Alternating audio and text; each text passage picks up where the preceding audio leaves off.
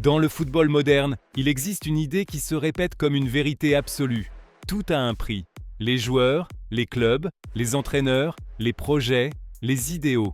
Tout semble négociable, tout semble achetable. Et pendant des années, le marché a renforcé cette logique avec des contrats toujours plus grands, des chiffres de plus en plus irréels et des décisions qui semblaient prises uniquement en fonction de l'argent.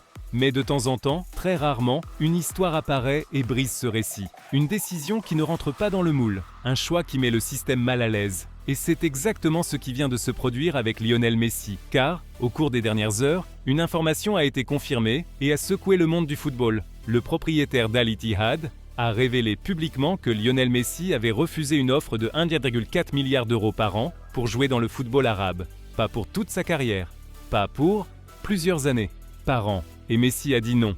Arrêtons-nous un instant sur ce chiffre, car il est important de comprendre ce qu'il signifie réellement. 1,4 milliard d'euros par an, ce n'est pas simplement beaucoup d'argent. C'est un montant qui brise littéralement le langage du football. On parle de plus de 3 millions d'euros par jour, plus de 130 000 euros par heure, plus de 2 000 euros par minute. Une somme qu'aucun footballeur, aucun athlète, aucun artiste n'avait jamais eue sur la table de cette manière. Une somme qui dépasse les budgets de clubs historiques, de ligues entières et de structures sportives complètes.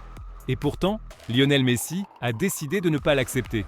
Pour comprendre l'ampleur de cette décision, il faut comprendre le contexte dans lequel elle apparaît. Le football arabe n'improvise pas. Il ne dépense pas de l'argent au hasard et ne signe pas de contrat sans stratégie derrière. Depuis plusieurs années, les pays du Golfe développent un plan très clair. Utiliser le football comme un outil de positionnement mondial, d'influence culturelle et de projection internationale. Il ne s'agit pas seulement de gagner des matchs, mais de gagner en présence, en attention et en légitimité. D'abord sont arrivés des joueurs importants, ensuite des stars confirmées, puis des champions du monde, et enfin des icônes absolues du sport. Cristiano Ronaldo a été le premier grand coup. Son arrivée a marqué un avant et un après.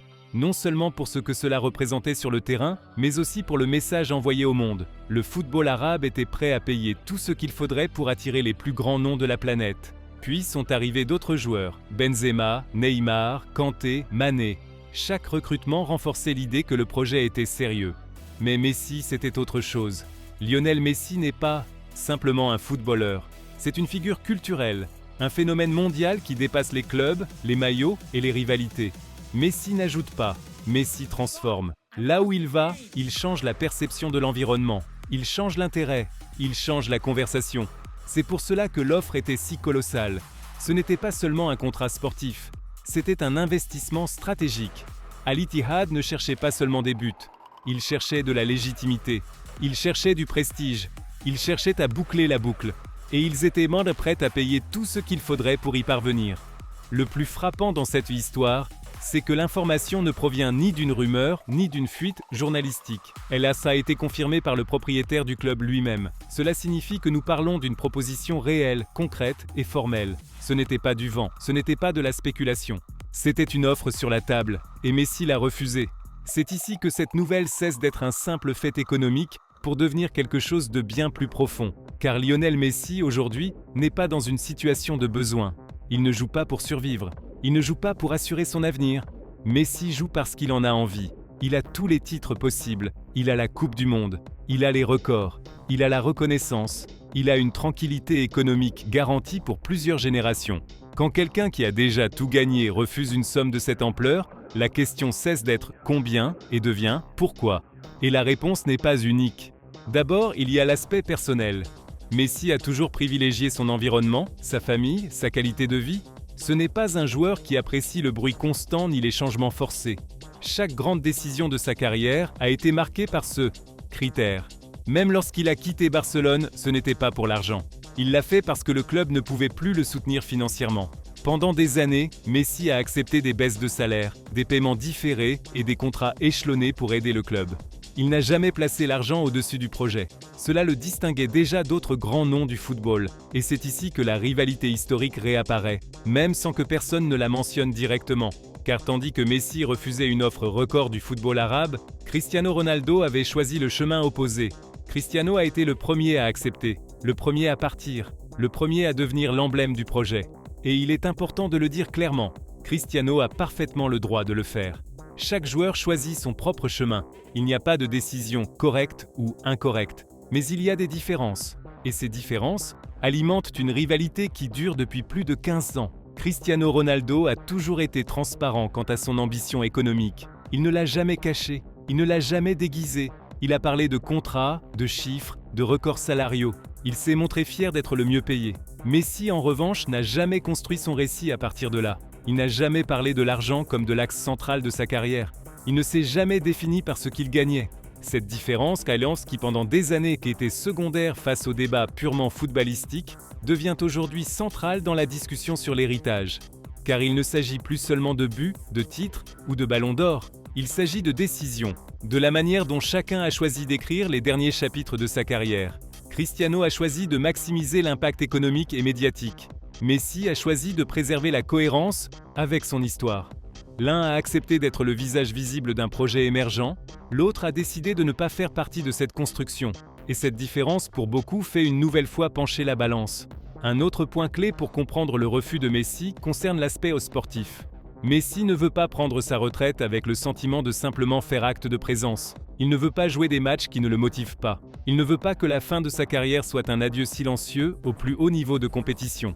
Quelles que soient les les opinions sur la MLS ou sur d'autres destinations, Messi continue de choisir des contextes dans lesquels il sent que sa présence a un sens sportif et humain. Il ne s'agit pas seulement d'argent, il s'agit de sentir qu'il y a encore quelque chose en jeu. Il y a aussi la question de l'héritage. Messi sait mieux que quiconque que chaque décision qu'il prend aujourd'hui sera analysée pendant des décennies. Dans 20, 30 ou 50 ans, personne ne se souviendra du montant exact qu'il a refusé. Mais on se souviendra qu'il aurait pu être l'athlète le mieux payé de l'histoire, et qu'il a choisi de ne pas l'être. Ce fait apparaîtra dans des livres, des documentaires et des débats. Non pas comme une anecdote économique, mais comme une définition du caractère. Ce refus envoie également un message très fort au football moderne. À une époque où de nombreux jeunes rêvent de contrats gigantesques avant même de s'imposer sportivement, Messi montre qu'il existe une autre échelle de valeur.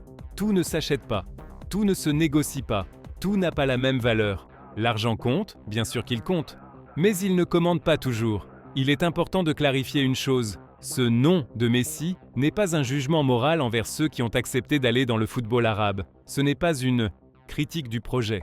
Ce n'est pas une déclaration idéologique, c'est un choix personnel. Et choisir implique inévitablement de renoncer à quelque chose. Messi a renoncé à une somme impossible pour rester fidèle à sa manière de comprendre le football et la vie. Le silence de Messi fait aussi partie du message. Il n'est pas sorti pour se justifier. Il n'a pas donné d'interview. Il n'a pas publié de communiqué. Il a simplement continué sa vie, parce qu'il n'a rien à justifier. Sa carrière parle pour lui.